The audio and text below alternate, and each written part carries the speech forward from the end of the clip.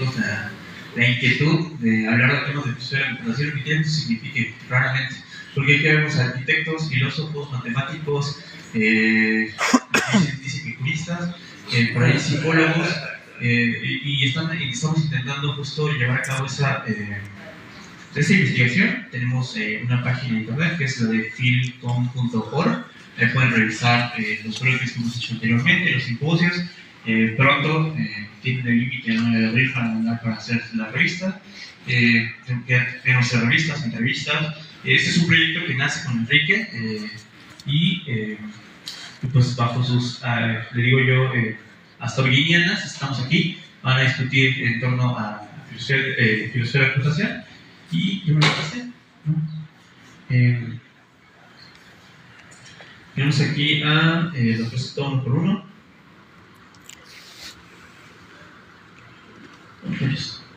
A la licenciada en Ciencias de la Computación, Laura Itzel Rodríguez Dinayuga. Ella es estudiante de la licenciatura de Ciencias de la Computación por la UNAM. Es ex olímpica nacional de matemáticas y ganadora del ICPS nacional en 2023, con participación en el Campeonato Mundial de Programación. Por otro lado tenemos a la psicóloga Sara Valverde Rangel, licenciada en Ciencias de la Computación, licenciada en Ciencias de la Computación por la Universidad Autónoma Metropolitana, estudiante de la maestría en Ciencias Sociales y Humanidades en la Universidad Autónoma Metropolitana. Es integrante de nuestro grupo de investigación de Filosofía de la Computación de la UNAM y es miembro del comité directivo y organizador de la Conferencia Internacional de Filosofía de la Computación del año pasado. Licenciado Axel en Ciencias de la Computación, Rodríguez Sánchez, él es igual de parte de la Facultad de Ciencias, su especialización es en Ingeniería de Software, Ingeniería Artificial y Procesamiento Digital de Señales, orientado al lenguaje y a la música, y es integrante también del grupo de investigación. El matemático, el 3 veces grande Miguel Ángel Andrade Velázquez, él es matemático formado por la Universidad, en la Facultad de Ciencias. Sus principales intereses académicos incluyen la criptografía, la computación segura y su intersección con la epistemología, así como las implicaciones que eso tiene con las teorías de la mente. Finalmente, la arquitecta Lucía Aumann Aso, que siempre lo pronuncio mal, es investigadora de filosofía crítica por The New Central y arquitecta por la Universidad Iberoamericana, en donde codirige el estudio de, entre paréntesis, modulaciones, relaciones, expresiones espaciales, cierros paréntesis, perdón, las comillas, y el subtema, entre paréntesis, cognición tecno-humana en el lenguaje. Es investigadora interna de nuestro grupo y son ellos los 4 integrantes del grupo de investigación. Y pues les doy la palabra al profesor Sinsberg.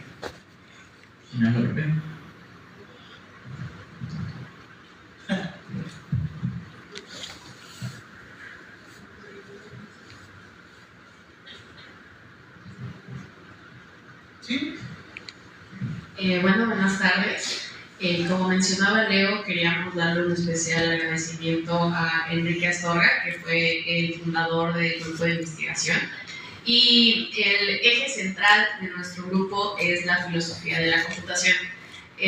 Somos un grupo interdisciplinario, entonces no solo nos preguntamos por la naturaleza de la computación, ¿no? O qué es la computación, sino las implicaciones éticas y sociales que giran en torno a los usos de diferentes herramientas que se pueden construir con ingeniería de software o muchos temas en general igual alrededor de la inteligencia artificial. Entonces vamos a compartir un poco de diversas cuestiones que nosotros platicamos cada 2 semanas que nos vemos y que son nuestros respectivos trabajos de investigación. Hola a todos, bueno, como me presentó Leo, soy Lucía Aumann. Para mí la integración al grupo tuvo varias capas. Yo estudié arquitectura y en un principio podría parecer que no tiene nada que ver con filosofía de la computación. Me gradué haciendo un análisis de sistemas biológicos y creo que parte de lo que nos une en los cuestionamientos ha sido una aproximación a filosofía de la computación que por un lado podría verse para entender qué es y qué hace la computabilidad, pero por el otro es qué asumimos que la computabilidad entiende o asume de la vida. Y creo que en esas conexiones entra la parte de aproximaciones mecanicistas y de la discretización de aproximaciones tanto de conocimiento como de operación. Y voy a explicar un poco más en ese tema, pero para hacer un panorama general, una de las preguntas principales que hacemos actualmente doy clases de arquitectura, y una de las preguntas principales es ¿qué es el espacio?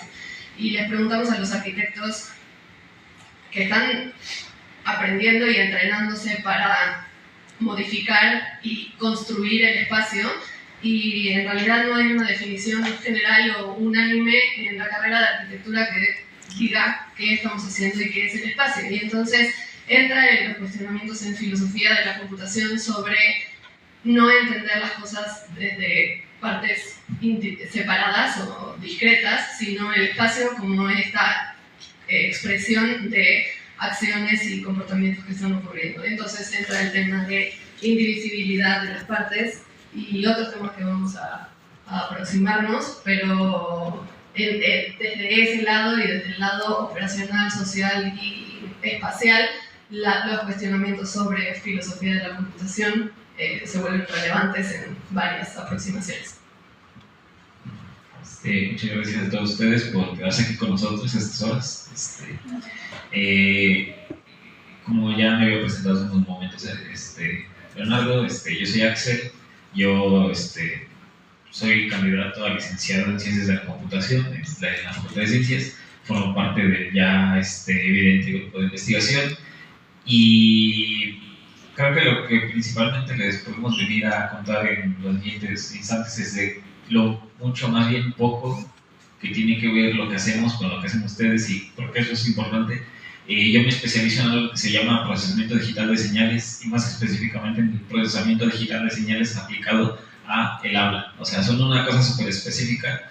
¿Qué es lo que hago yo? Pues yo grabo a las personas hablando y las analizo para buscar patrones, para buscar consonancias y otros fenómenos curiosos que pueda haber en la voz de las personas, ¿no? Pero eso me llevó a un lugar muy curioso, con una organización que hay aquí en la Ciudad de México, que es la Asociación Mexicana de Locutores Comerciales, que es la AMLOC, y de la mano con la Asociación Mexicana la Asociación Nacional de Actores. Bueno, vas a decir, bueno, Axel, ¿qué fuiste a hacer con esas personas? Pasa que ante el evidente advenimiento de lo que llamamos inteligencia artificial, hace unos 12 meses más o menos, ¿no?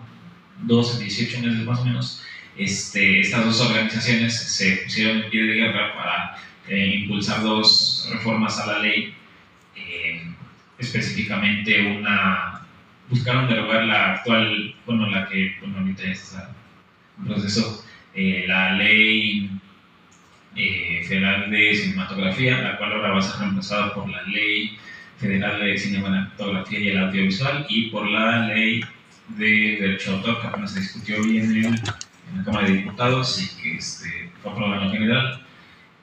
Todavía le faltan algunos pasos, va a ser turnado al Senado, pero lo que pasa es que a estas personas lo que les interesaba mucho era proteger sus actividades ante el advenimiento de la inteligencia artificial, y por alguna razón pensaban que yo, como ingeniero en estos asuntos, pues les podía ayudar con eso, y de alguna forma sí los ayudé, quizás no de una forma tan evidente, porque pues ellos solo me vieron a mí y dijeron, bueno, tú eres ingeniero en esta cosa con la que nos intentan reemplazar, a lo mejor tú nos podrías ayudar porque pareces una persona más accesible, a diferencia de las otras personas que hacen estas cosas. Y lo que me he encontrado es que, ciertamente las personas legislamos, yo no soy legislador, ¿verdad? La verdad es que ni siquiera soy abogado, entonces corríjanme todo lo que quieran, yo hablo sin saber de eso, ¿no? Pero lo que pasa es de que las personas pues nos interesa crear reglas acerca de aquello de lo que conocemos, lo que nos afecta, ¿no? Lo vimos apenas en la mesa pasada sobre la eutanasia. Y estas personas lo que pasa es de que de un día para el otro están viendo que sus voces las están empleando en sistemas de inteligencia artificial, vamos a llamarles así vagamente, tienen un nombre más específico. Y entonces, por aquello por lo que a veces los remuneraban a ellos, pues resulta que ahora a las empresas ya no les interesaba tanto eso. Bueno, por ahí un par de rollos. Pero algo que les molestó mucho fue que hay un actor muy reconocido que se llama Pepe Lavat, él ya está difunto, Y justamente lo que empezó toda la revolución de estas personas es que el Instituto Nacional Electoral le dio por grabar la voz de esta persona, meterla en un sintetizador de voz y grabar promocionándole sin su consentimiento, ¿no? Y bueno, en las leyes que hace unos momentos les comenté que ya están, ya pasaron al Senado, en una se reconoce, por ejemplo, que la voz de las personas, los trabajos de doblaje y de locución comercial aquí en México que estén en lenguas nacionales se tienen que hacer por personas sujetas a la Ley Federal del Trabajo. Y también se incluyó la figura del actor de voz, del locutor, por primera vez dentro de la ley mexicana, ¿no? Esas son cosas que antes no existían. Algo que yo les he insistido a estas personas es que eso no es suficiente, pero al menos para el dominio que a ellos les afecta, pues parece que les sirvió, ¿no? Como les digo, yo no soy legislador, yo no soy abogado, la mayoría de estas formulaciones las hicieron atinadamente otras personas, pero mi principal función con ellos era ir a sentarme a sus juntas aquí en Indautor, ver de qué hablaban, y cada vez que decían una barrabasada, al menos a mi entendimiento técnico, pues se los indicaba y se los intentaba explicar de cierta forma para que formularan una ley lo suficientemente redonda para que pasara todos los escaños que tenía que pasar para llegar a las diputaciones, ¿no? Bueno, no me voy a dilatar más porque pues, mis compañeros todavía no tienen claro, pero pues, dentro de unos momentos vamos a discutir más a fondo cómo es que todas estas cosas que hacemos entre nosotros tienen que ver quizás con lo que a ustedes o con lo que no. Creo que funciona, sí.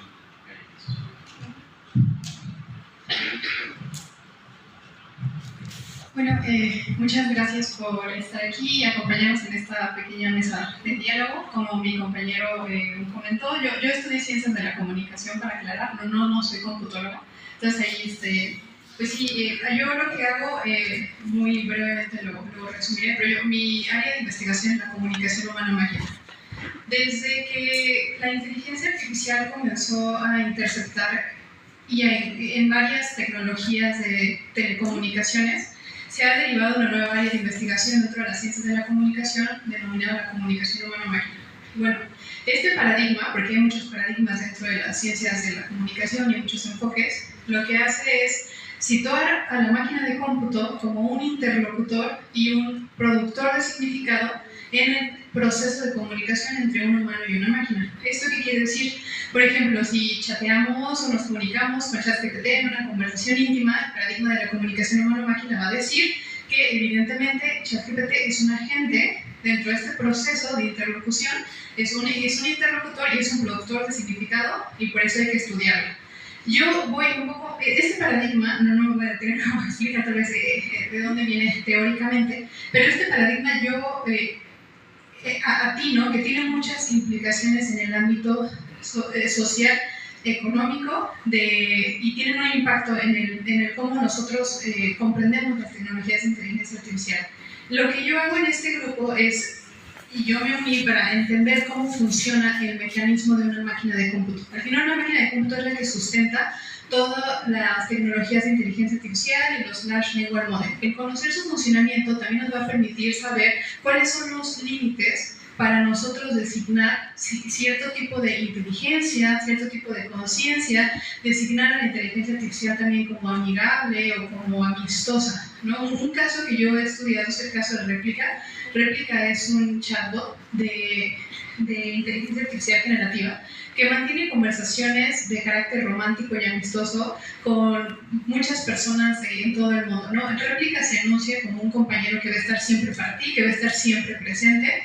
Y recientemente han surgido, no solamente con Réplica, sino también con otros agentes inteligentes y con ChatGPT, problemáticas en el ámbito social en cuanto a jóvenes, por ejemplo en el caso de Sigurd Cedar, que fue un joven de 14 años que se suicidó después de haber mantenido conversaciones constantes con Réplica. Este chico ya tenía un problema de neurodivergencia y la inteligencia artificial con la que estaba chateando no supo, no podía justamente interpelar ni la comunicación subjetiva ni la comunicación interpersonal que deviene en el lenguaje. Entonces, esta IA, cuando él estaba enunciando algunos comportamientos suicidas, lo que hizo fue como promover que se suicidara.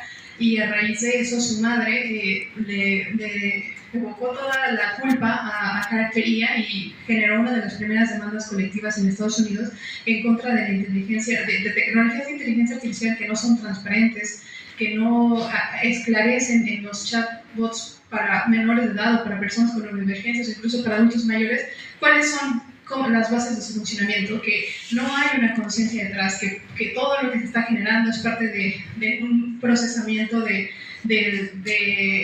ecuaciones, de probabilidades para que la IA suene lo más parecido al lenguaje humano, pero no hay detrás una conciencia per se o un agente social per se. Entonces, eso es más un poco de lo que estudio y por eso estamos en el grupo también. No solamente una de las preguntas que nos interpela es ¿qué es la filosofía de la computación? ¿No? Y también, ¿qué es algo computable y qué es algo incomputable? En esta área de lo computable y lo incomputable son mis compañeros, los computólogos, los que tienen un dominio muy amplio de cómo poderlo aterrizar, pero también ellos nos ayudan a comprender cómo en este gran engranaje de la construcción de las tecnociencias hay factores y hay actores que muchas veces de manera con intereses políticos tienen que ver en cómo hay una percepción pública de la IA, a veces un tanto alejada de la realidad y de los límites computacionales que esta permite, porque no podemos tan fácilmente asignarle conciencia o asignarle cierto tipo de agencia, o que es amistosa, que es amorosa, porque eso también conlleva sus riesgos, ¿no? Entonces aquí hablamos mucho de estos temas y desde la interdisciplina tratamos de encontrarle una solución a problemas que también interpelen en un ámbito cotidiano, como les digo, los agentes sociales inteligentes, la inclusión por parte del crimen organizado de algunas tecnologías de inteligencia artificial para extorsionar personas. Entonces, esto es algo que hemos hablado y gracias a la aproximación teórica, matemática que nos dan nuestros compañeros computólogos, podemos también darle límite a lo que puede o no puede hacer una máquina de cómputo. Y en este caso, pues, mis amigos computólogos pueden explicarnos si hablamos más de la pregunta, ¿qué es lo computable? ¿No? ¿Qué podemos computar? Justo creo que es importante, como tú dices, para nuestro grupo creo que lo más importante siempre ha sido la interdisciplina, porque no basta entender a la computación simplemente como, bueno, es un modelo matemático que permite hacer ciertas cosas, porque incluso volvemos a ver dentro de nuestra misma universidad, ni siquiera nosotros sabemos qué es la computación, porque hay una licenciatura de ciencias de la computación, hay una licenciatura en ingeniería de la computación y hay una licenciatura en informática, en la facultad de administración.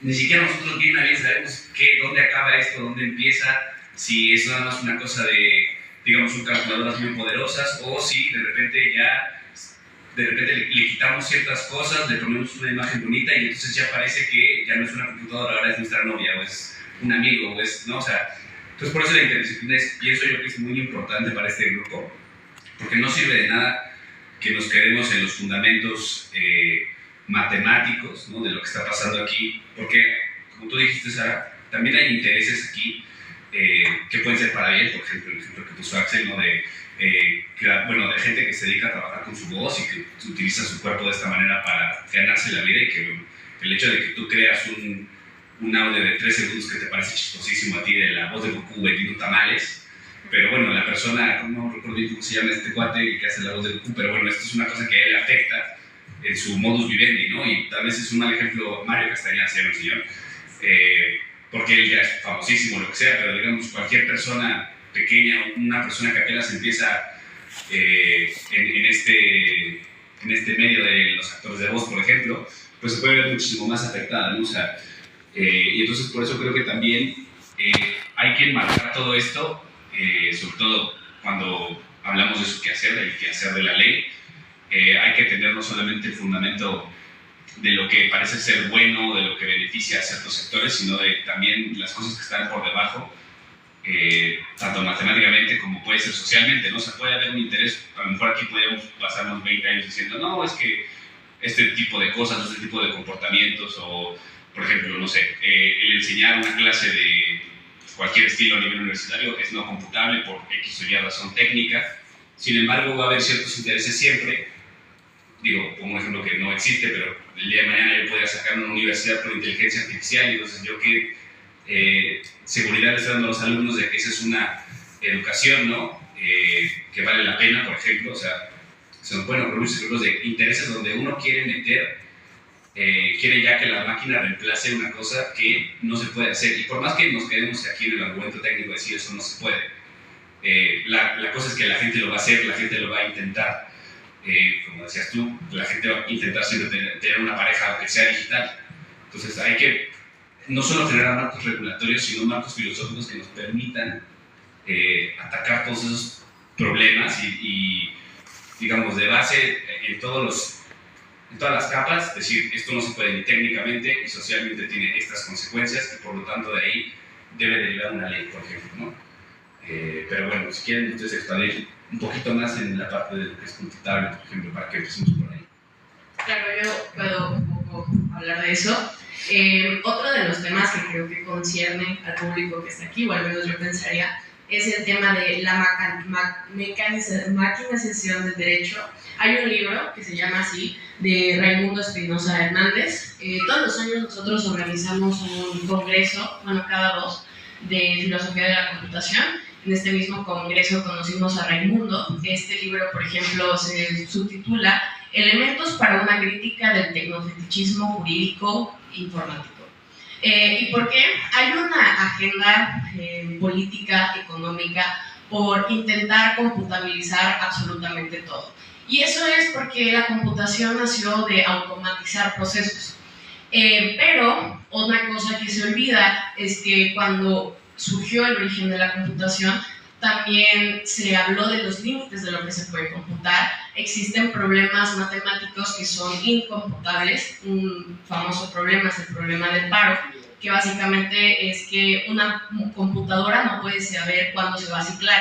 Y seguramente si ustedes han utilizado ChatGPT o algún otro gran modelo de lenguaje, se han de haber dado cuenta que a veces se queda ciclando, ¿no? Y le preguntas lo mismo, y se cicla, y se cicla, y se cicla.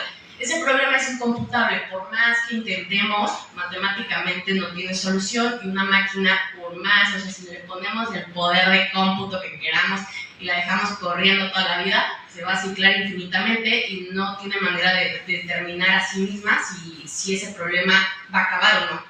Entonces, desde ahí plantea un límite a estos problemas. También los problemas incomputables son infinitamente más grandes que los que sí se pueden computar. Entonces, como que resulta ilógico que ahora todo lo queramos computarizar y tener un resultado correcto a eso. Uno de los límites que había al inicio de la computación es el poder de cómputo y la eficiencia, que a lo mejor es que no tenemos el poder de cómputo suficiente, pero si ya construimos otros 50,000 servidores y con más potencia, a lo mejor ya vamos a poder tener la solución, ¿no? Y si hacemos una inteligencia artificial más grande, vamos a tener la solución. No funciona así. Hay demostraciones matemáticas de problemas que no tienen solución.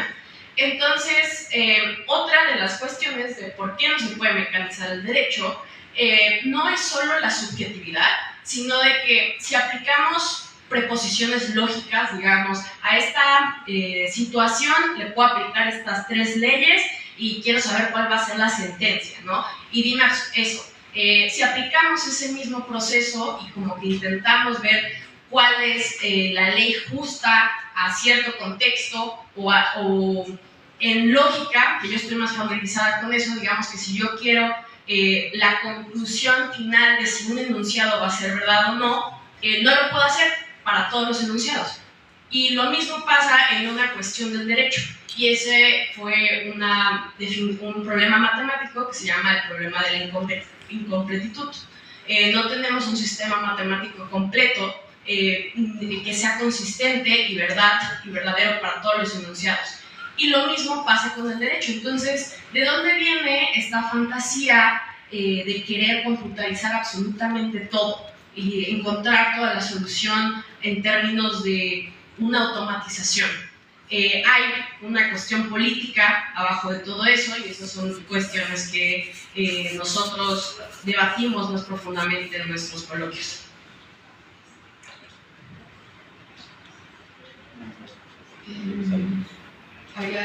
Sí, tengo muchas relaciones de todo lo que estuvieron hablando, y creo que una conexión directa es lo que mencionaba Sara del tema de la conciencia. Y cuando mencionaba el ejemplo entre una relación humano-máquina, podemos primero plantear el enunciado de la computabilidad asume cómo es la realidad, y entonces nuestra aproximación no computable es la crítica a asumir que es cómo funciona la realidad. Los grandes modelos de lenguaje, en algunos casos se asume que es el proceso que tiene un proceso cerebral de cualquiera de nosotros. Y creo que hay factores fundamentales que tocar en relación a eso. Uno es, Gilbert Simondon habla sobre la individuación, y en ese tema menciona la diferencia entre una reacción de un elemento no vivo a un no vivo. Y un no vivo se acciona dependiendo de una irritabilidad. Esa irritabilidad depende de espontaneidades. Un modelo del lenguaje no tiene espontaneidad, y esa espontaneidad viene conectada directamente con emociones. No sé si alguna vez han escuchado digamos, parte de un proceso para tener una acción. Las emociones modulan nuestras acciones. Y entonces, si nos ponemos a pensar, primero la pregunta general es ¿qué son las emociones? Y después, si esas emociones generan nuestras acciones, ¿cómo podemos relacionar eso con grandes modelos de lenguaje o sistemas computables que dividen o separan o discretizan cosas en partes, cuando en realidad es un tema de relaciones constantes? Creo que lo conectaba con lo que decías de automatizar procesos. Y entonces, si hay espontaneidad, ¿cómo se automatizan esos procesos? Cuando les mencionaba las consecuencias espaciales a partir de interacciones, esas interacciones, volvemos a, ¿puede ocurrir una interacción? Primero la pregunta, ¿qué es una interacción? Y si una interacción depende de espontaneidades de agentes vivos, ¿puede ocurrir una interacción entre un humano y una máquina? Si la máquina no tiene espontaneidad, ¿eso es una interacción o es un resultado de probabilidades que responden a partir de acciones que estamos tomando?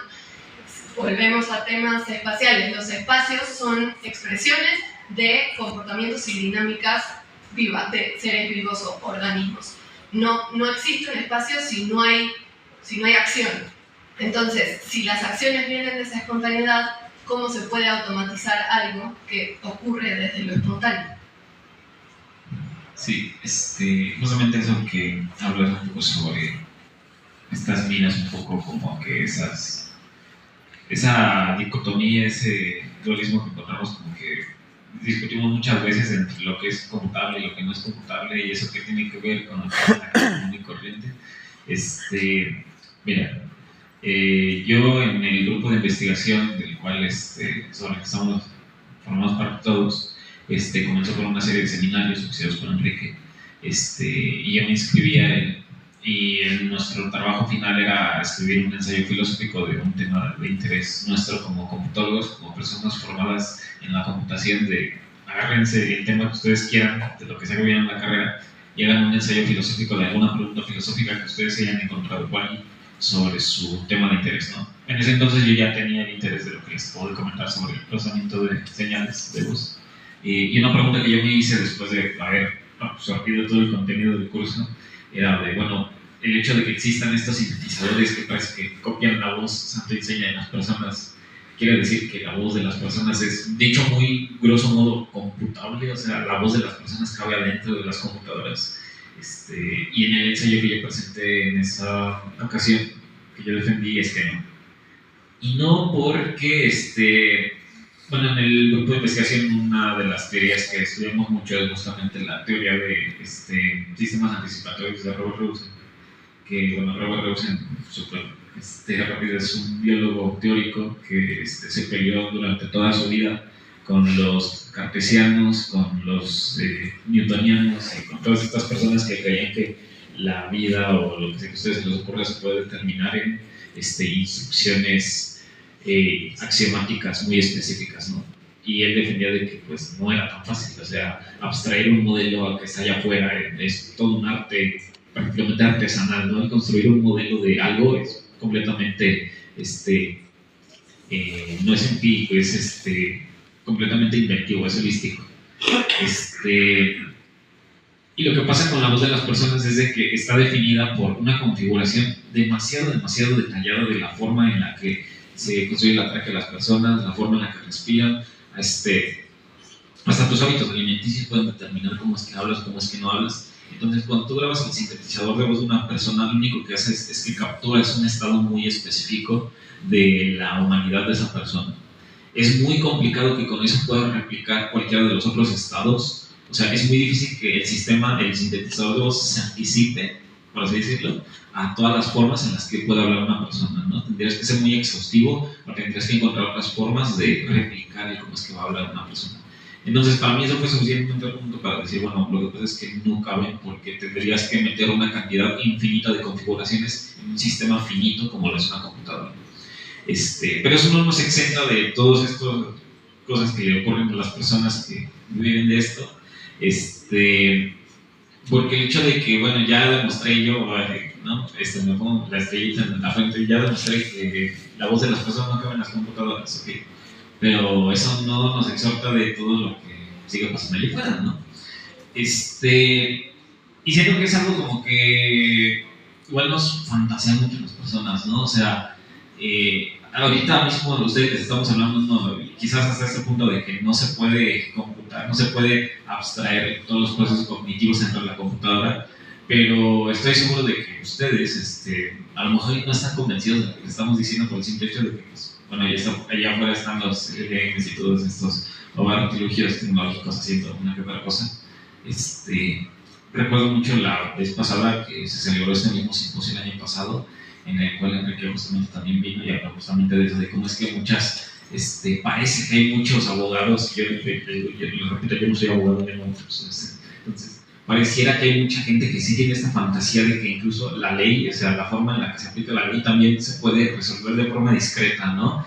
Que hubiese un oráculo mágico que pudiera oficiar todos los litigios y llegar a una solución específica para todos los casos.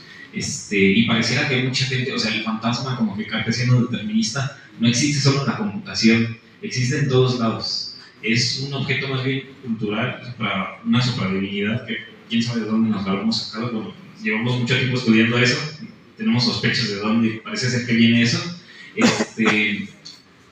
Pero eso, quiero decir, afecta más de lo que parece. O sea, a lo mejor y ustedes, pues digo, yo no conozco sus realidades como estudiantes de Derecho o de maestrantes, pero muchas veces como que la fantasía que tenemos algunas personas que estudiamos, que hacemos academia desde nuestras trincheras, es a veces muy magnánima, ¿no?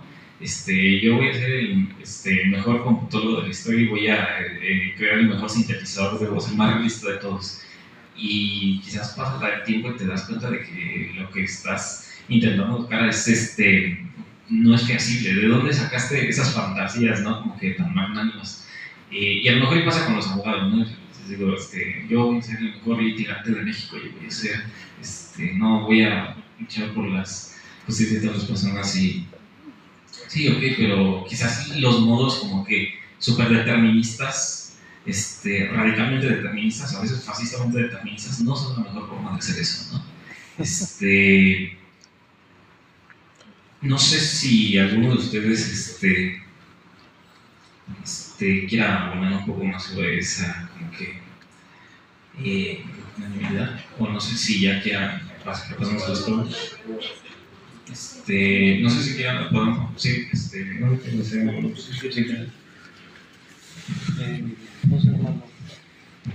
Una hora. Creo que sí sirve, ¿no?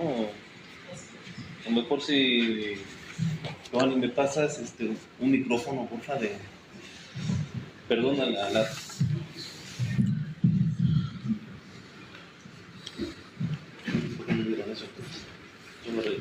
¿no sirve? Mejor para que ando intentando. Pues quiero decir rapidísimo antes de que empiecen las preguntas o empezamos a platicar entre todos, es que a ustedes como abogados o juristas o practicantes del derecho no les conviene que el mundo sea computable, porque entonces se acaba escuchando. Entonces, al mínimo por autopreservación deberíamos decir esto no se puede. Y nada más un poquito para hablar de lo que dijo Axel. También el derecho, si ustedes supongo que se han dado cuenta, es un tema de procesos. O sea, no hay una... la única ley divina que dice que está bien y que está mal es los 10 mandamientos ya. Pero esa ya no nos aplica. es la única en realidad. Todo es un tema de procesos, es un tema de que vivimos en un mundo cambiante, siempre va a haber nuevas leyes viejas que se derogan, etc. Entonces, la idea es que lo único que ustedes quieran es que los procesos a través de los cuales hallamos la verdad o las mejores leyes o las que son más universales o las que se aplican mejor a los casos de X, Y o Z, esos procesos tampoco son computables, así como los millones de procesos que hay allá afuera. Y bueno, pues eso es lo que yo quisiera que ustedes se quedaran. Y ahora sí empezamos. Ok, antes que nada, a nombre de la Facultad de Derecho les damos la más cordial de las bienvenidas. Ya conocía a Axel, en efecto estuvo el año pasado aquí con nosotros. No recuerdo si los demás integrantes nos pudieron acompañar en esa ocasión. De ser el caso, pues más que bienvenidos a este espacio de reflexión. Esperemos que no sea la última vez, que nos puedan seguir acompañando. Pero aterrizando un poquito a lo jurídico, porque realmente yo les vendía a mis alumnos, tanto de licenciatura como de posgrado, que aquí escucharíamos reflexiones desde el punto de vista de la computación, de la lógica incluso formal, sobre cómo puede impactar en el derecho.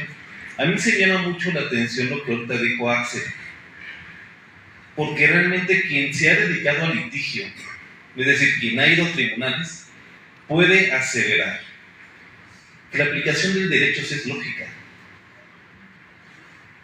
Y aquí me voy a pasar con una advertencia tanto para mis estudiantes del posgrado que están acá, antiguos estudiantes míos, porque yo cada vez que analizamos la filosofía analítica yo les decía, cuidado, la lógica entendida a la Wittgenstein no puede ser aplicable al derecho, porque el derecho en primer lugar no describe. No estamos hablando acerca de lo que es o no el caso. El derecho prescribe, dice lo que tiene que ser y lo que no. Y a partir de ahí no se puede aplicar una lógica formal tan simple. Y sin embargo hubo intentos en Helsinki de von Wright de dotarnos a nosotros a través de la lógica modal de un sistema deóntico que nos pudiera ayudar a entender las normas. Y sin embargo la aplicación del propio derecho pareciera que en efecto la premisa mayor es la ley, la premisa menor es el hecho, y en cierta manera tanto en sentencias, jurisprudencia e incluso en las peticiones que un abogado redacta hace lógica, porque no va más allá de la norma, al menos desde nuestra propia postura filosófica y jurídica. Mi pregunta en efecto es esa: ¿en verdad no es computable el derecho? ¿Por qué no sería computable? Independientemente de que puedo hablar de abrogaciones de leyes, ingresar leyes nuevas según el interés social, pero si funciona con lógica, ¿por qué no sería computable?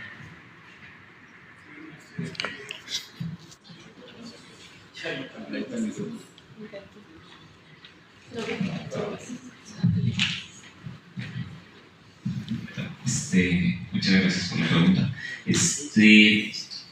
Creo que aquí yo escucho un eco de Kurt Gödel, porque Kurt Gödel, bueno, para quien no lo conozca, fue también un físico matemático, que justamente fue de las muchas personas que desde su trinchera le demostró a David Hilbert que era una de estas personas que estaba buscando como que esas reglas mágicas para determinar y axiomatizar todo el sistema lógico de las matemáticas. Fue una de las muchas personas que demostró que eso no se podía por distintas razones, ¿no? Lo que yo encuentro, por lo menos, les digo yo, no, suponiendo, por ejemplo, cualquier caso o litigio que ustedes se imaginen como abogados, o sea, cualquier caso que es con la resolución jurídica, ciertamente nos pone digamos, si lo tomamos en abstracto y tenemos un sistema de proposiciones de quién hizo qué, en qué condiciones, y luego un marco jurídico para evaluar si lo que pasó está bien o está mal, hay que dar una pena de tal o tal, muchas veces eso en matemáticas también existe. O sea, en matemáticas ustedes pueden agarrarse el problema que ustedes quieran, pueden agarrarse la especificación formal que ustedes quieran, pero el hecho de que exista lógicamente no quiere decir que se pueda resolver lógicamente. Eso fue lo que demostró Gödel. O sea, hay proposiciones allá afuera que no podemos agarrarlas y resolverlas en sistemas formales. O sea, viven como que huérfanas ahí en un sistema derivado. ¿Eso qué quiere decir? No quiere decir que no sean resolubles, sino que no son resolubles por sistemas formales.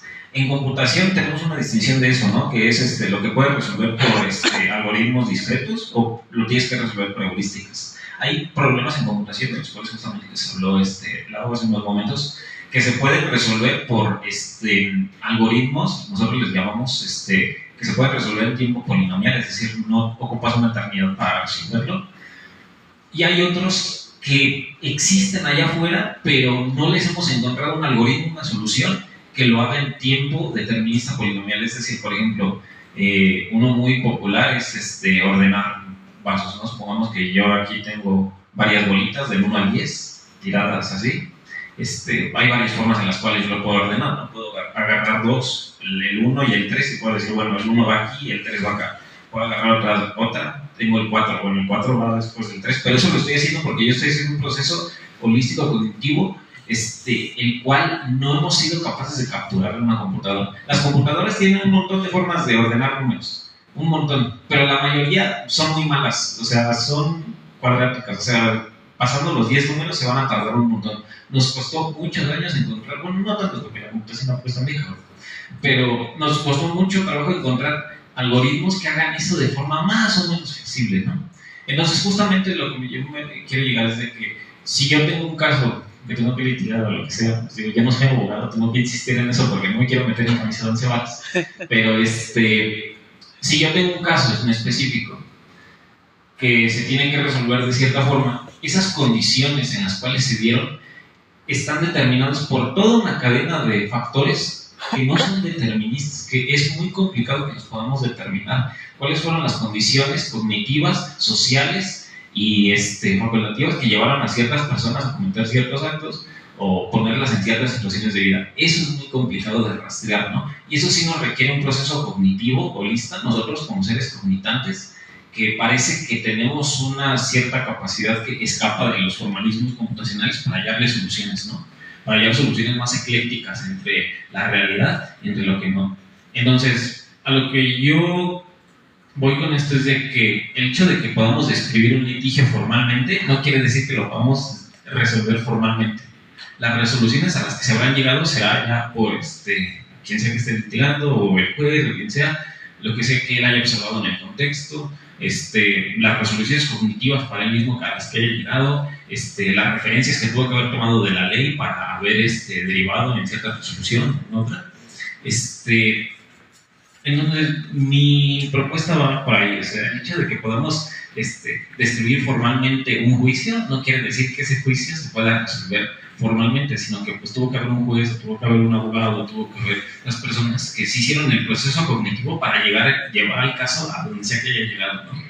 Les digo, yo estoy hablando desde mi posición, desde lo que yo tengo entendido, pero... Bueno, yo quería añadir que otra manera de definir a la computabilidad es como un procedimiento eficaz bajo la definición de David Hilbert, y eso lo podemos definir como un procedimiento finito, mecánico, es decir, que no se ocupó intuición para su ejecución, determinista y sin ambigüedad. Y en ese sentido, el derecho tendría que ser finito, o sea, tener leyes finitas, mecánico, es decir, que vaya un paso a otro, así, paso 1, paso 2, determinista, por ejemplo, un LLM no es determinista, y todas las heurísticas que mencionó Axel no son deterministas, y eso es para que nos den un sentido, un enunciado de verdad, porque una heurística no siempre te da una verdad o un resultado preciso.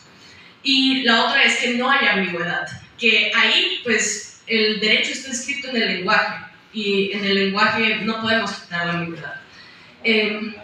Bueno, en un lenguaje que no se forma. Otra cosa es que en la lógica, como tú decías en Wittgenstein, otra cosa importante de los sistemas formales es que las reglas que siguen son puramente sintácticas. Es decir, que lo de quitar la interpretación también es quitar la semántica. Y otra vez, las leyes están escritas en un lenguaje natural, no dígase el español, que está lleno de semántica, y eso mismo hace que tenga ambigüedad. Pero aún así, si solamente decimos que en efecto podemos construir un sistema en un lenguaje formal del derecho, no existe un sistema formal completo. Ese es otro de los resultados que nació en el origen de la computación.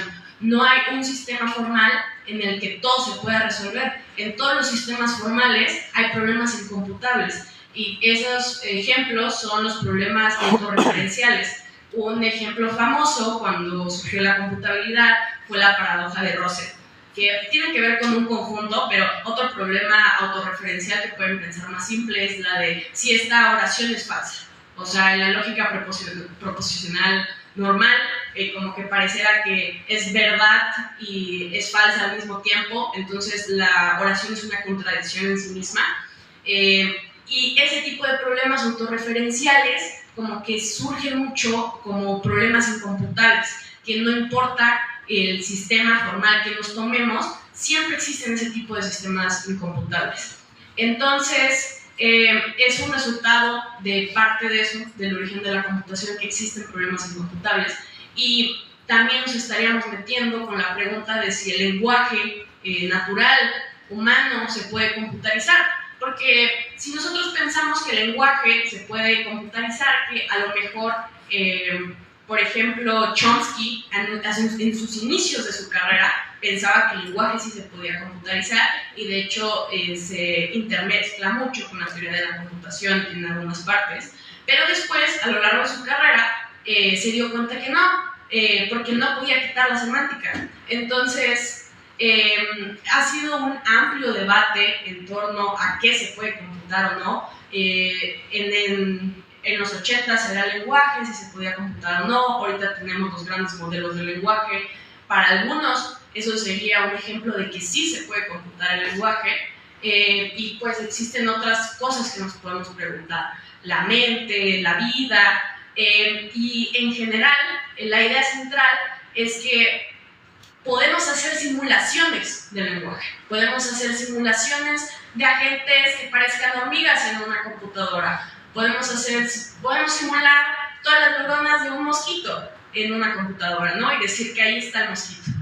Pero es una cosa diferente, una simulación, ya una instancia de la realidad. Entonces eso también es otras cosas que queríamos transmitir.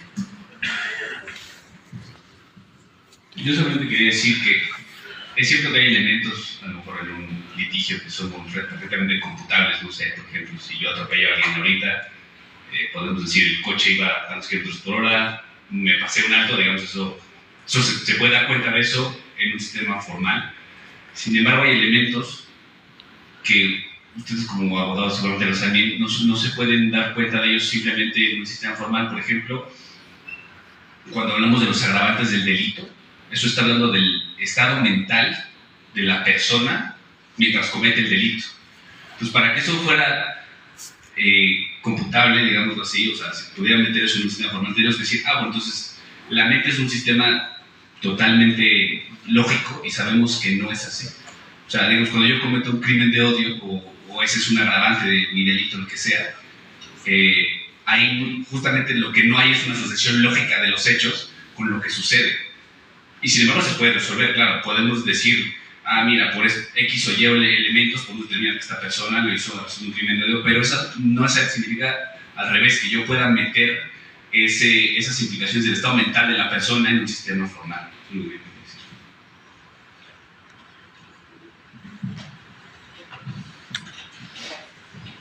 Gracias. Yo pienso que es muchas gracias por estar aquí. Es muy refrescante ver otro punto de vista, otra visión completamente distinta a nuestro sistema de ver las cosas desde hace muchos años para nosotros humanistas.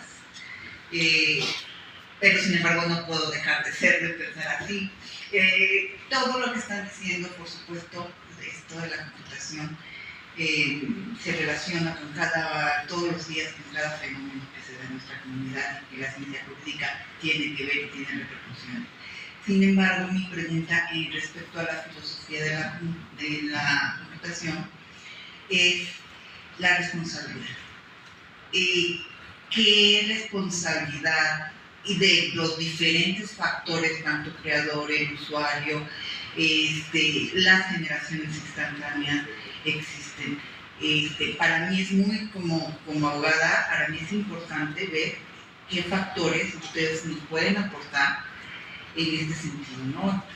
Desde ese punto de vista. Muchísimas gracias. Muchas gracias por la pregunta. Pues una de las dimensiones que también estudiamos en el grupo es justamente un concepto que se llama opacidad epistémica dentro del aprendizaje automático. ¿Qué quiere decir esta opacidad epistémica? Bueno, tanto en el estudio de las ciencias cognitivas como del funcionamiento interno de la máquina de cómputo, existe una palabra para denominar todo aquello que no podemos conocer cómo es que funciona, y esa es la caja negra. Hay una metáfora en las ciencias cognitivas que es la caja negra, que simboliza que no podemos comprender, los procesos que no podemos comprender dentro del funcionamiento del cerebro, porque aunque nosotros podemos mapearlo y rastrearlo con encefalogramas y ver qué áreas se iluminan cuando hay cierta actividad, se puede decir que podemos tener un control de los inputs y los outputs, y por eso es una metáfora de la mente-máquina, porque hace una comparación de una computadora con el cerebro humano. Entonces podemos conocer cuáles son los inputs, las entradas, no sé, una estimulación visual en el proceso del encefalograma y se ilumina cierta área del cerebro. Entonces, en las ciencias de la computación sucede lo mismo con lo que es el entrenamiento de los largos modelos de lenguaje. Existe una opacidad epistémica porque no se conoce muy bien, desde las diferentes formas en las que se entrenan estos grandes modelos de lenguaje, cómo es que funcionan. Recientemente vimos un autor que proponía que para que hubiera una transparencia en el código y una transparencia interdisciplinaria, habría que hacer una especie de jerarquía en donde desde el inicio de la producción y el entrenamiento de estos largos modelos de lenguaje hubiera involucrados agentes de diferentes disciplinas, de diferentes profesiones, que alcanzaran a comprender de manera general cómo es que funciona el código. Ahora, esto es muy complicado desde diferentes formas de aproximarlo, porque no podemos ser especialistas en todo.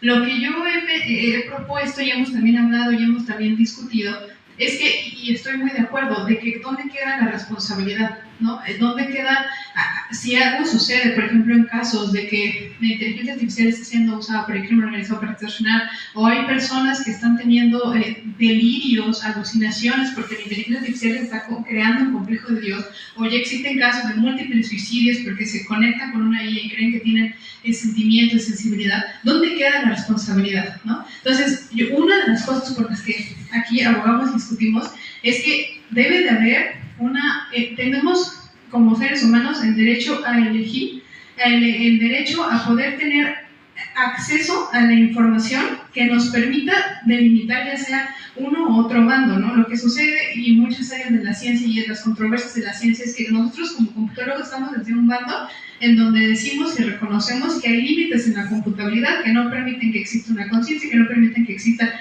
inteligencia presente dentro de la máquina. Pero dentro de la computación también existe otro paradigma completamente diferente, que son los computacionalistas, los pancomputacionalistas, que creen que la conciencia es computable, que creen que incluso el universo puede ser una simulación, y que muchas de estas personas son las que dominan el discurso porque son parte de los oligopolios que controlan la IA. Entonces ellos generan estas tecnologías y ellos nos las venden como conscientes, como que es posible que vamos en una simulación, y no les importa cuáles son las implicaciones en el ámbito social, ¿no? Muchas veces nosotros como intelectuales, como académicos, comprendemos a veces cómo funcionan las cosas, tenemos un acercamiento a la intuición, pero esto sucede justamente con las personas de la cotidianidad, que no conocen, con las personas, con los adultos mayores, con los jóvenes y adolescentes que tienen este acercamiento a estas tecnologías. Ellos no saben muchas veces distinguir entre si es o no consciente un algoritmo o si es o no consciente un agente social inteligente. Y entonces ahí es donde entra este esfuerzo que nosotros tratamos de hacer para entender cómo hacer que estas empresas se hagan responsables de difuminar la información necesaria para que el usuario sea capaz de elegir por sí mismo si decide creer o no que es inteligente o es consciente con quien se está relacionando, o el mal uso que se le puede dar a las diferentes inteligencias artificiales. Vemos que se hace pornografía infantil, que se hace pornografía para extorsionar a las mujeres con inteligencia artificial, y dónde queda, y vemos que son tantos agentes los que están interactuando que a dónde vamos a asignar la responsabilidad. Por eso es muy importante nombrarlo y es parte también de un programa de comunicación y divulgación de la ciencia efectiva interdisciplinaria, en donde todas las áreas que están siendo afectadas por la inteligencia artificial en este momento empiecen a preguntarse y empiecen a deslindar responsabilidades a grandes agencias, al gobierno, a hacer programas de comunicación y divulgación de la ciencia para que justamente tengamos elección a decidir si en qué vamos a creer o no, porque también hay áreas positivas, ¿no? De la inteligencia artificial en psicología. Hay escasez a veces de psicoterapeutas, las personas tienen miedo a acercarse a un psicoterapeuta porque a veces piensan que son juzgadas o por diferentes motivos, y una de esas áreas se está empezando a implementar que haya agentes sociales inteligentes que funcionen como una especie de agente terapéutico. Entonces hay muchas áreas en las que la inteligencia artificial puede ser muy buena. También he visto que en el desarrollo de proteínas para la investigación científica de la cura del cáncer y otras enfermedades puede ayudarnos, pero sí es importante justamente deslindar responsabilidades en este tipo de problemas sociales, y eso empieza con desde nuestro grupo, lo que nosotros creemos, empieza con entender cómo es que funciona una máquina de cómputo y por qué hay cosas que no puede hacer, ¿no? Y vamos pues sí en contra un poco del lenguaje dominante de OpenAI y todas estas empresas que dicen completamente lo contrario a nosotros, pero sí es una muy buena pregunta. Gracias.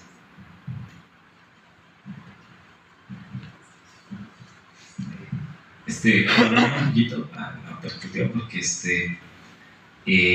su preocupación me parece muy legítima, porque yo la vi, de pues bueno, cómo se distribuyen las responsabilidades de todo esto, y es porque cuando yo empecé a asesorar a estas personas que estaban buscando una forma como que de formular la controversia que les estaba ocurriendo, era que en las primeras conversaciones que yo tuve con ellos, y que de hecho Lau también estuvo en ese foro, es que tenían una visión a la que nosotros llamamos muy tecnofetichista.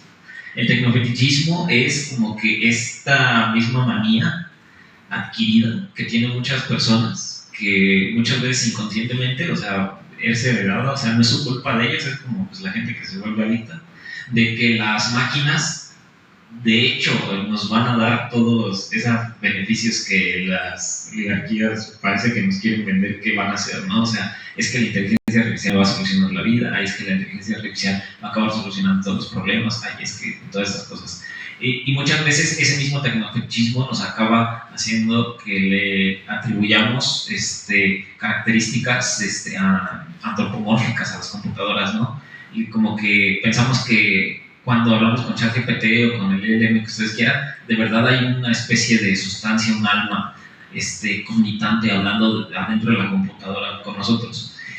Déjenme decirle que dentro de todos los años que llevo, o sea, desde que las redes atencionales se volvieron viables, que son la tecnología en la que se postan todos los LLMs, en lo que se posta toda la inteligencia artificial moderna, hace años cuando apenas teníamos las máquinas de bulbos, el sustrato físico y el sustrato lógico sigue siendo exactamente el mismo, no ha cambiado nada.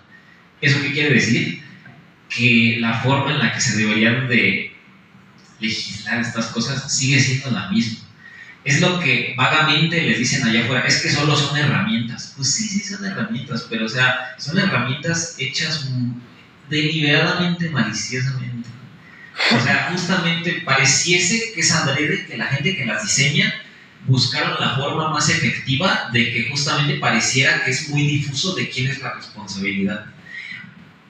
Le comentaba que pues en la ley, bueno, la reforma que estaban metiendo estas dos organizaciones, justamente la que se votó hoy, la que fue de derecho de autor, fíjese que la de cinematografía y el audiovisual no tuvo ninguna objeción, pasó por unanimidad, ninguno de los partidos, ninguna de las bancadas se opuso a ella, también porque fue iniciativa de la presidenta. Pero bueno, más bien ella le impulsó porque pues, fue después de que fueron estas manifestaciones en el Monumento a la Revolución. Pero esta que acaba de pasar, la de derecho de autor, sí encontró oposición. Y de hecho sí encontramos como que hubo gente que le quería meter mano. Hay un artículo que de hecho hasta pues, lo defendieron a capa y espada, que es el de, hay uno en el que se obliga a las personas que diseñan estos sistemas a pagar derechos en colectivo. Por ejemplo, un sintetizador de voz, los sintetizadores de voz de circulación comercial actuales, pues tiene que haberse entrenado con la voz de muchas personas, no nada más de la que están replicando, ¿no? O sea, tuvo que tomarse la voz de quién sabe cuántas personas y de quién sabe de dónde sacaron todos esos audios para entrenarse y después para ajustarse a la voz de una persona en particular, ¿no? Entonces ahí hay toda una maraña de orígenes que son deliberadamente complicados de obtener. ¿Qué pasa? Que por ahí nos dimos cuenta, bueno, estas personas se dieron cuenta que quienes estaban metiendo, porque le digo, encontró posiciones, o sea, sí pasó, pero tuvo un montón de abstenciones, fue que las personas que estaban metiendo la mano para que esta pues, no pasara como está, eran discográficas, y eran personas que tienen como que pues toda la el bonche de derechos de autor, de derechos de regalías, y justamente no les convenía porque esta ley lo que va a hacer es que los va a obligar a que primero los litigios se tengan que hacer en México, y segundo, bueno, eso no sé si se haya quedado con reservas, pero bueno, sí hay un precepto de derecho de retribución colectiva.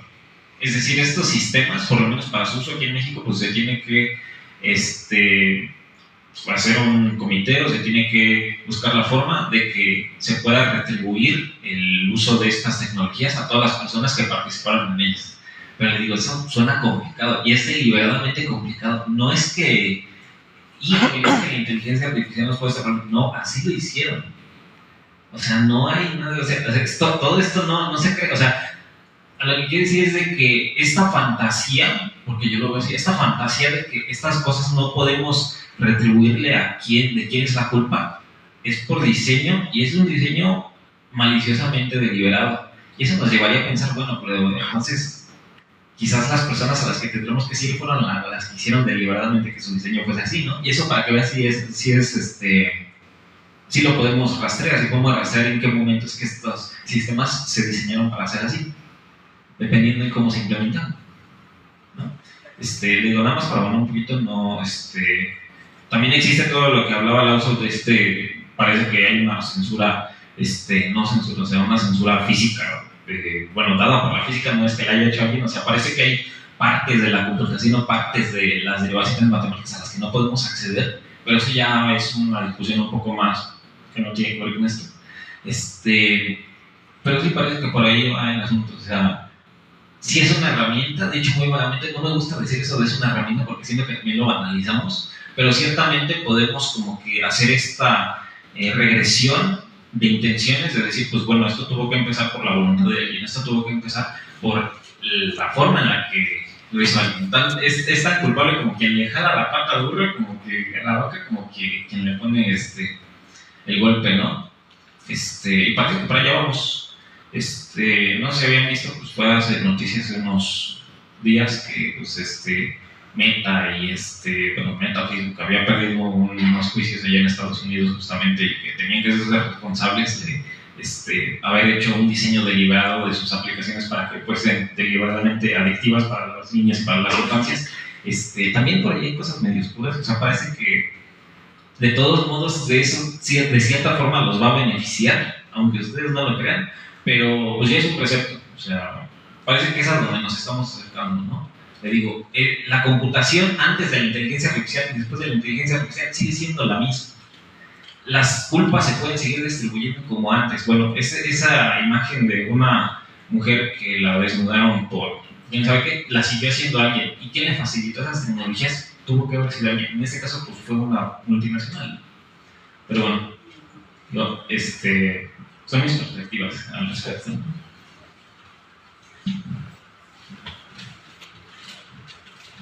Algo que quiero recalcar, tomando lo que tú dijiste, es que aquí hay, digamos, está la parte del usuario, que es tanto, no sé, por ejemplo, quien sufre las consecuencias de estos artefactos, puede ser el ejemplo del joven que mencionaste, que tomó su propia vida, pero también nosotros tenemos que darnos cuenta que en esta frase famosa de que si el producto es gratis es porque tú eres el producto en realidad.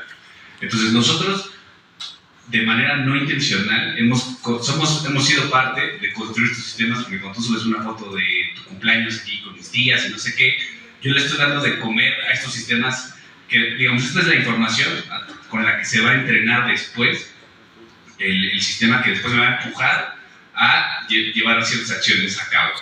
Y entonces, no es sí es una herramienta, o sea, ahí sí no estoy tan de acuerdo, bueno, creo que estamos de acuerdo, es una herramienta, pero no es una herramienta neutral.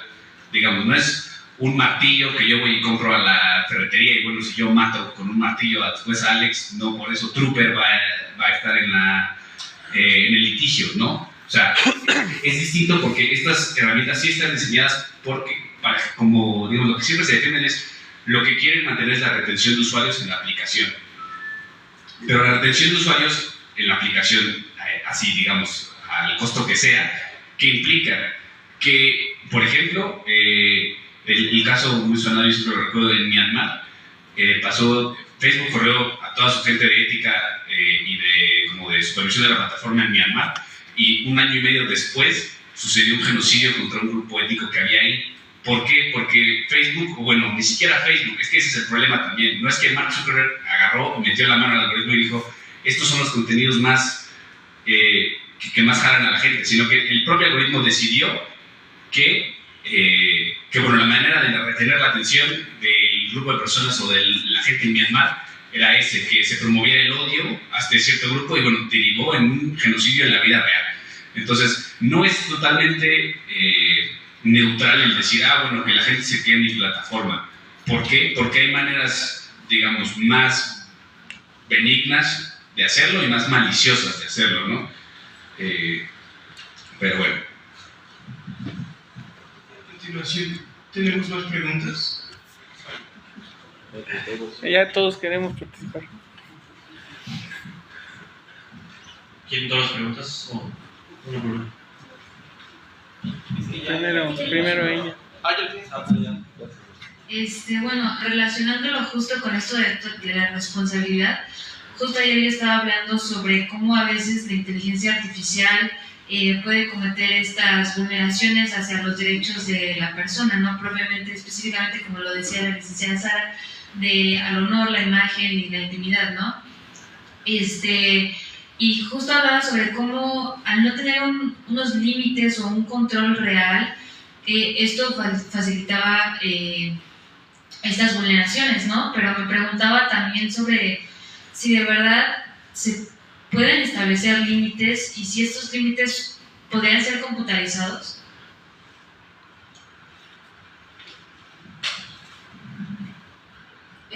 Creo que una de las problemáticas de legislar la tecnología es que la tecnología avanza más rápido que pues, todos los procesos burocráticos, y en relación a eso lo que yo he visto es imaginarnos y anticiparnos a los futuros usos que puede tener distintas herramientas.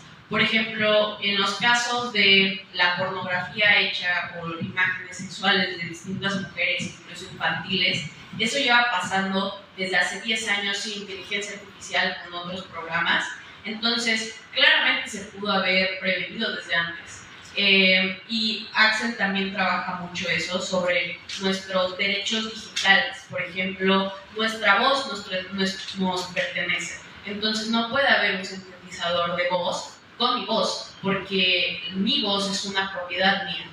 En ese sentido, creo que tenemos que anticiparnos y pensar en leyes que van a servir en 5 años, tal vez. Porque ni siquiera nos podemos imaginar en 10, ¿no? Pero sí tenemos que, a mi parecer, pensar más allá de las herramientas que tenemos hoy, y eso requiere imaginación.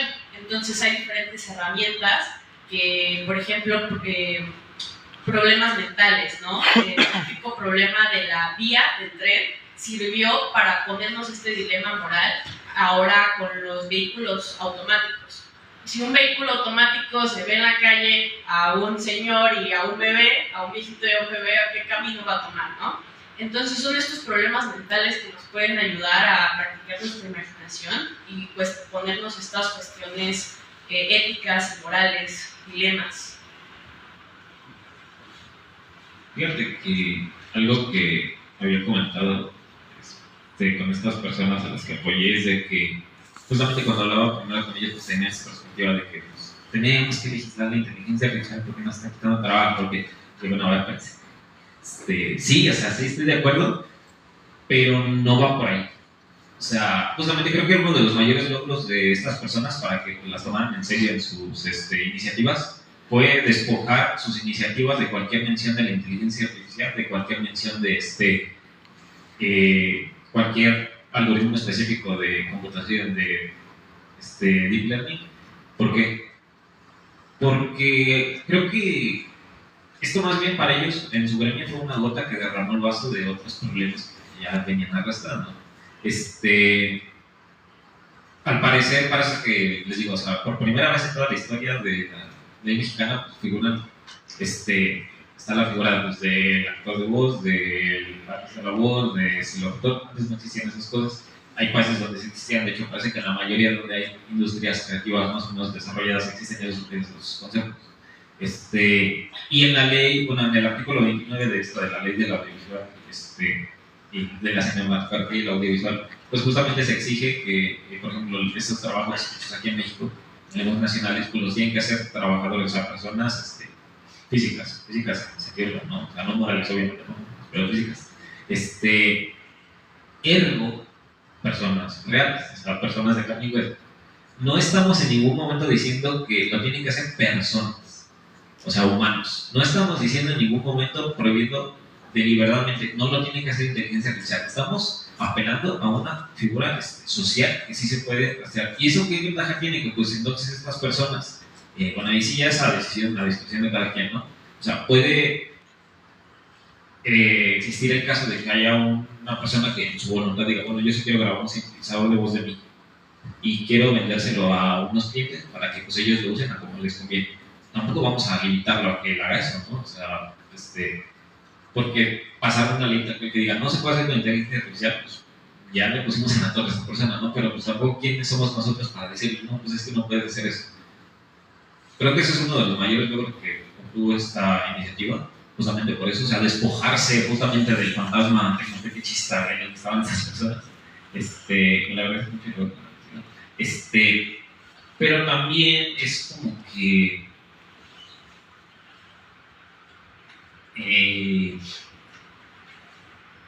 sí es conveniente, pero quién sabe qué tan correcto sea.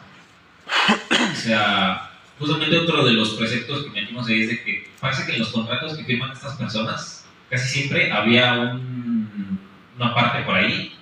Por ejemplo, digamos, yo soy un músico y voy y grabo un disco, y dice que los derechos de regalías de lo que sea, del objeto que yo le estoy dando a la disquera, va a estar sometido a cualquier medio físico o no físico, habido y por haber.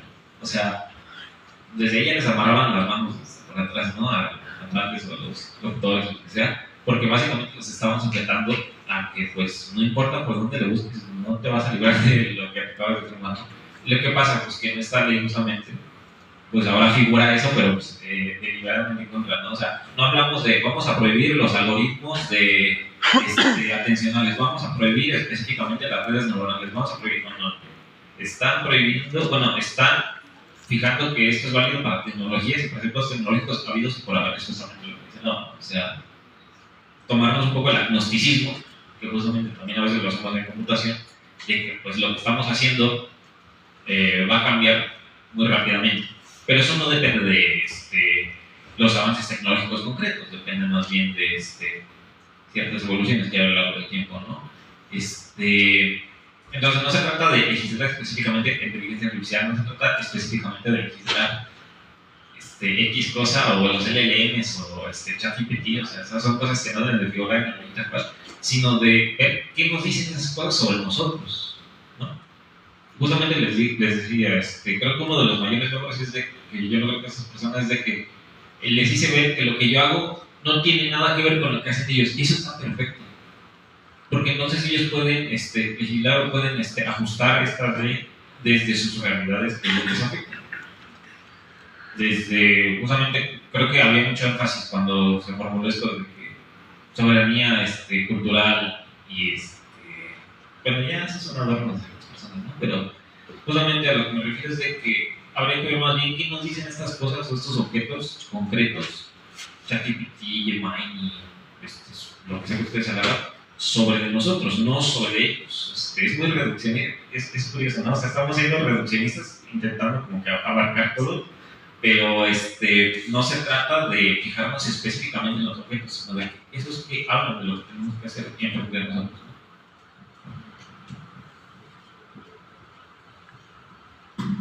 Gracias. Respondiendo a tu pregunta, trataré de ser muy breve para que pueda haber otras más preguntas. Y hablando de los límites en este tipo de vulnerabilidades, pero específicamente como en la generación de pornografía infantil o la generación de pornografía para tratar de estafar a las mujeres, quiero ser aquí muy concisa, ¿no? Yo creo que sí se pueden hacer límites.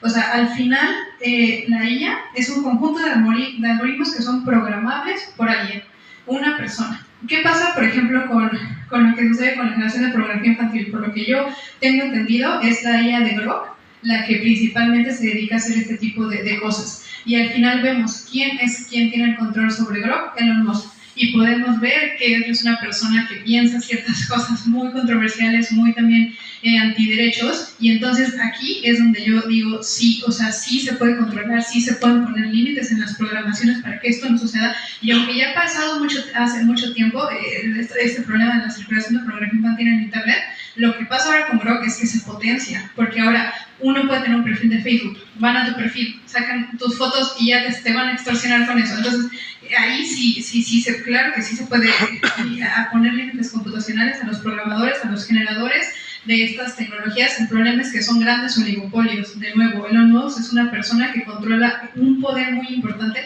de esta generación de IA y él ha decidido no ponerle un alto. Entonces, aquí es como que yo pienso que el problema se tiene que solucionar a nivel de comunidades.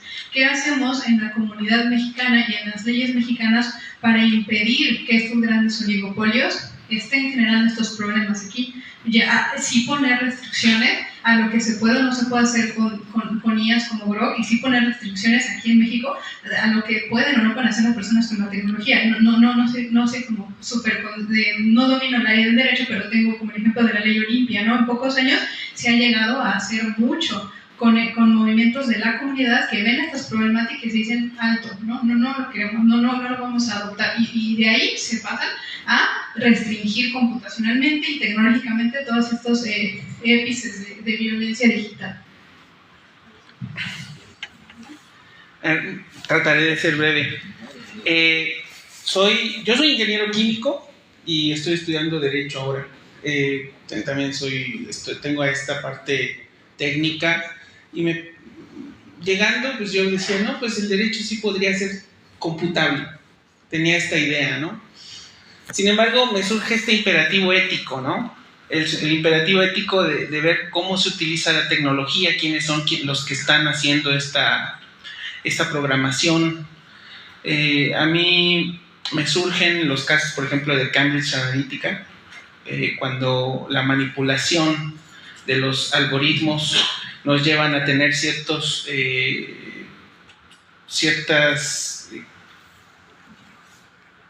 pues hay una manipulación de las ideas del colectivo en general. Entonces, yo lo he encontrado, por ejemplo, con mi inteligencia artificial. Mucho tengo que discutir con mi inteligencia artificial porque yo siempre trato de darle a mis opiniones una postura ideológica. Mi postura ideológica siempre es contraria a la de la inteligencia artificial. Es algo muy interesante. O sea, mi postura es siempre contraria a la inteligencia artificial. Y ahora me surge, gracias a esta conversación que tenemos aquí, me surge este tema tan complejo, por ejemplo, de que una inteligencia artificial decidió cómo bombardear Gaza, ¿no? Hay una cuestión ética, hay una cuestión política, y esto sí nos atañe. En el caso del derecho, tenemos que investigar hasta qué momento éticamente se está haciendo de una forma correcta para el bien de la humanidad, como una verdadera herramienta, más bien como una forma de manipulación de las masas. En algún momento, hace unos días, Pete Hegseth decía que y también gente de unas empresas israelíes decían que se podía, que ya en pocos años ellos iban a saber todo lo que hacemos, todo lo que hacemos, todo lo que queremos y todo lo que vamos a decir, y entonces ellos podrán manipular a su antojo a toda la sociedad.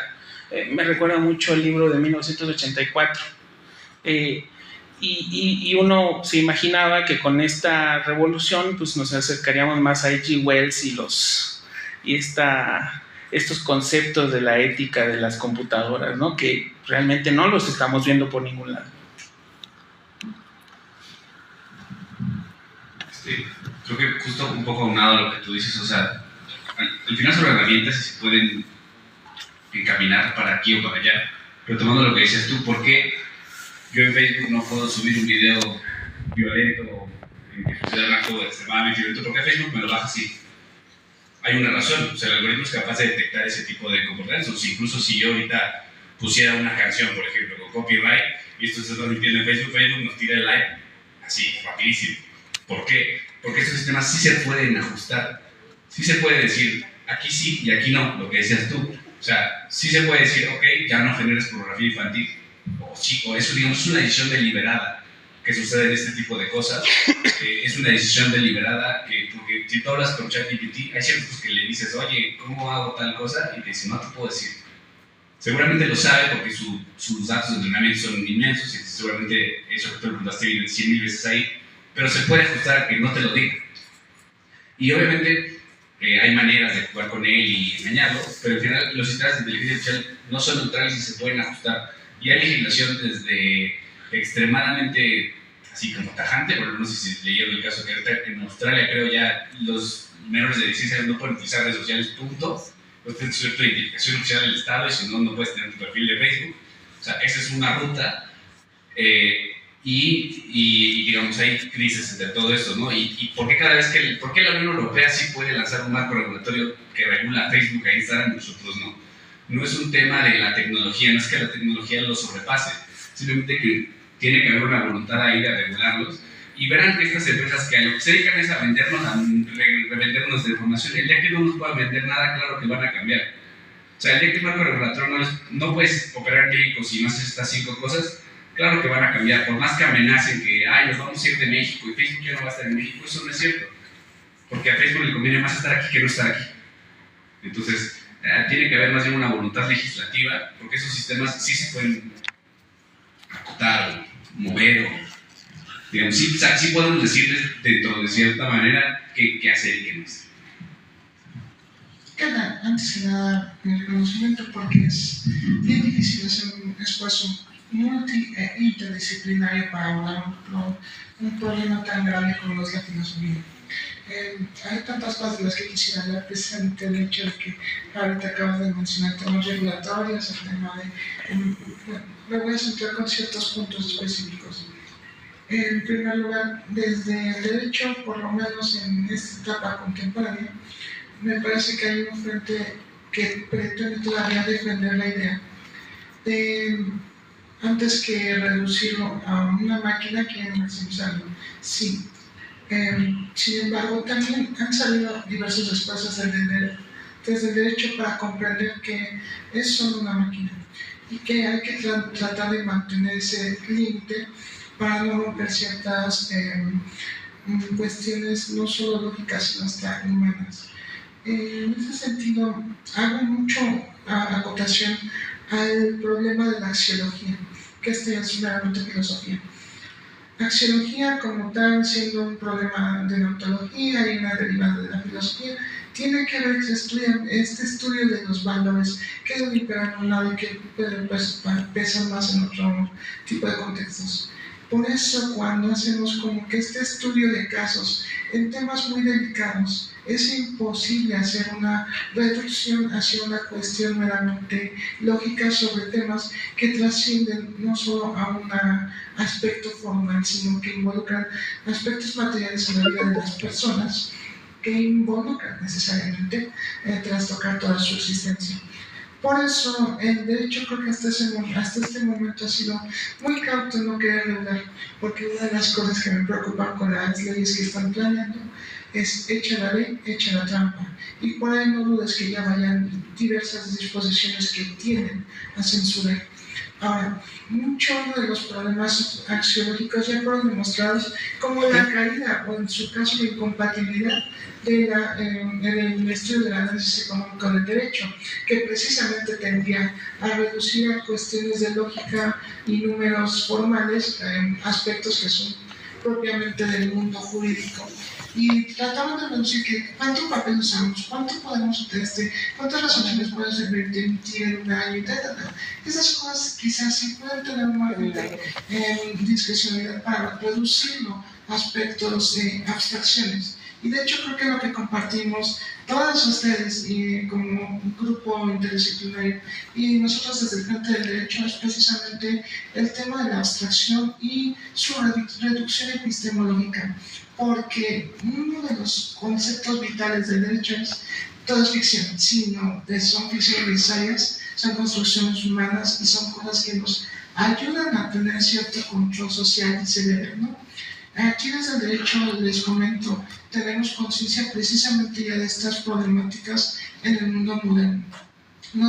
Hace poco en el doctorado estábamos viendo temas específicamente de querer implementar inteligencia artificial en decisiones de Estado, lo cual involucra un riesgo enorme, no solo a nivel social, sino que estamos hablando de reconstruir toda la humanidad en sí misma, por lo que involucra la deshumanización del aparato burocrático, eliminación por supuesto de la burocracia por una tecnocracia que no sabes cómo fue construida, porque va mucho en esto que son aspectos meramente imperativos por parte de una persona en concreto. Entonces, respecto a las reglas de quién vigila al vigilante, son temas incluso como de límite, porque también nos hemos replanteado hasta dónde la existencia humana es en sí mismo humana. Apenas ayer estábamos hablando sobre el pico de Marindola, de la dignidad humana, de las discusiones de paleontología de las casas y hasta qué momento considerar una bestia en un humano, porque según los temas con los indígenas donde decían, entonces que son bestias semovientes que podemos tratar como esclavos. ¿Hasta qué punto esta máquina va a tener esta capacidad? Porque precisamente no todo lo que podemos llamar como que un sistema mecánico, ¿cómo se llama? O incluso una máquina puede llegar a evolucionar hasta el punto de tener conciencia. De hecho, uno de los problemas que se está teniendo solo de manera significativa con el DMSS5 es precisamente cómo esta inteligencia artificial aplicada en gráficas de videojuegos desnaturaliza completamente las imágenes, hace una especie de imaginativa de qué es lo que quiere decir ser una máquina, pero pierde los valores originales a través de estas inferencias. Y si bien estas inferencias ya las habíamos visto desde el apartado de Riemann y cómo se van descubriendo estas aproximaciones con los recuadritos, la realidad es que todo esto, al dejarlo en un espacio de regulación absoluta, tiene muchos problemas.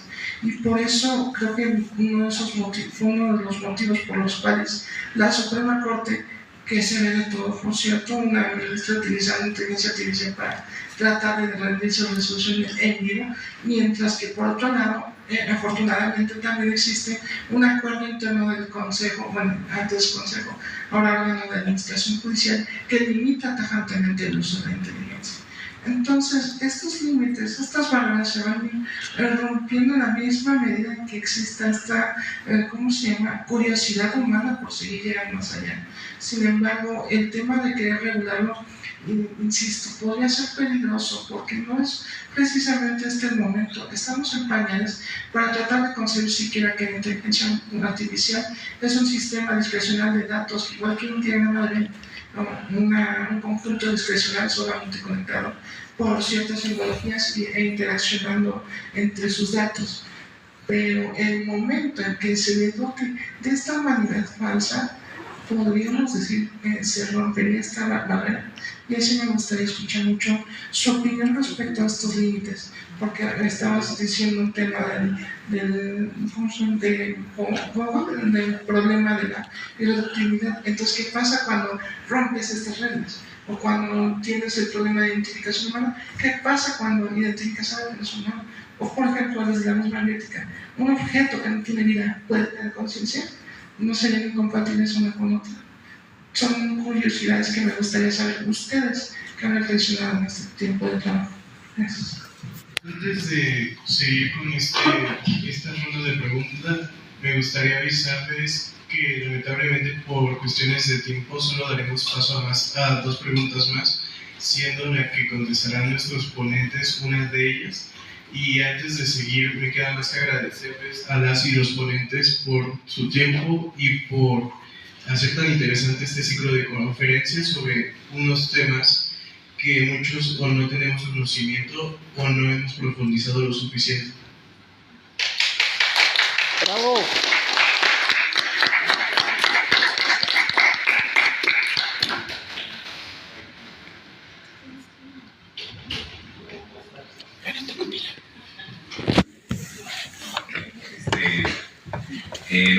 Bueno,